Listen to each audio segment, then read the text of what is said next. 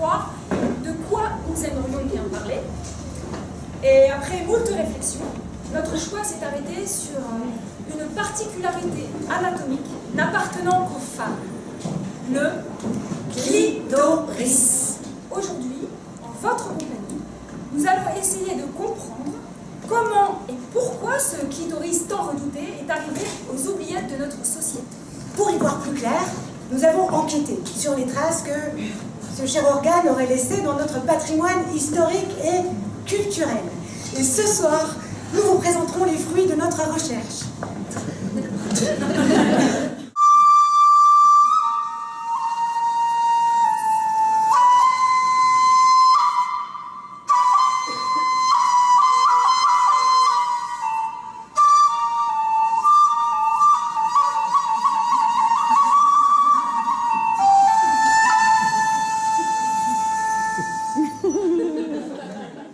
Le clitoris connaît là son œuvre de gloire. Il apparaît alors pour la première fois dans les manuels d'anatomie et dans les dictionnaires.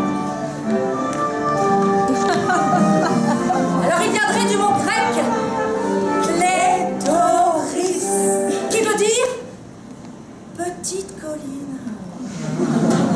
Lui-même venant du verbe grec ancien klétoriculine, qui veut dire chatouiller.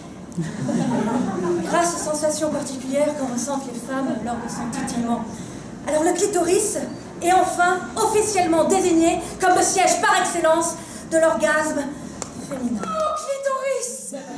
Rubis mystérieux qui bouge, luisant comme un bijou sur le torse d'un dieu! Lève-toi! Noir de sang! Devant les bouches rouges!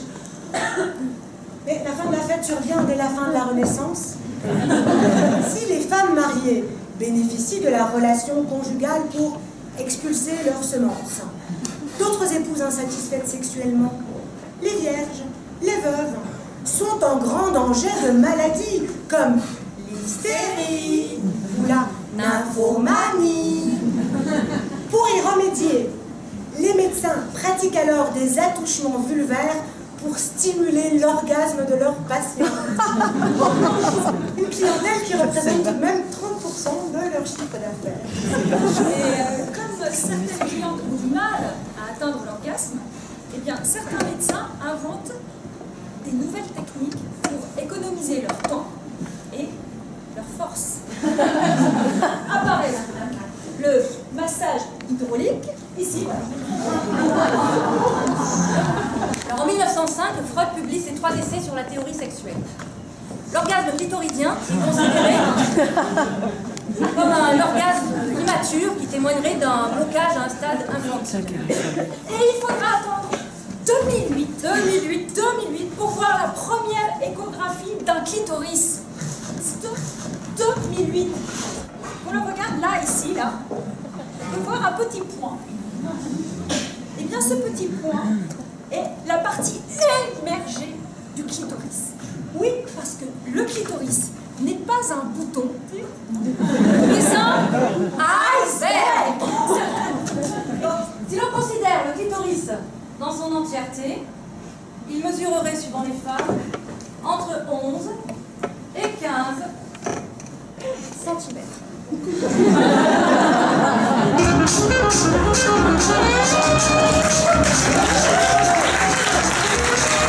Passons au moment des questions.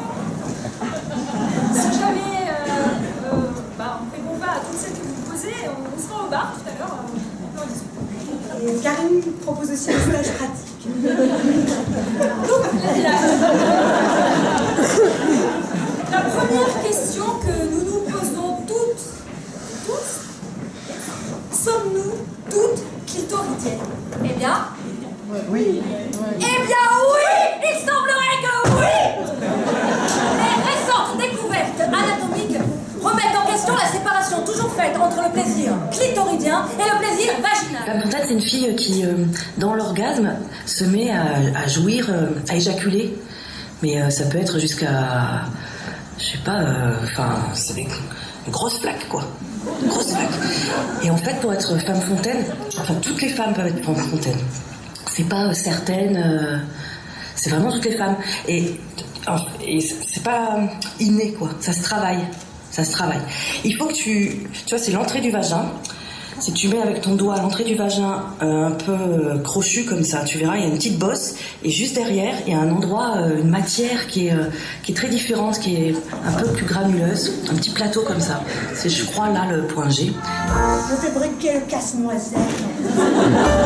Je me fais m'entourer le boulot. Je me fais sabrer la sucette. Je me fais lire le perlingot. Et vous me demanderez peut-être ce que je fais le jour durant. Bon bah, cela tient encore deux lettres. Hein. Le jour, je baisse. Tout simplement.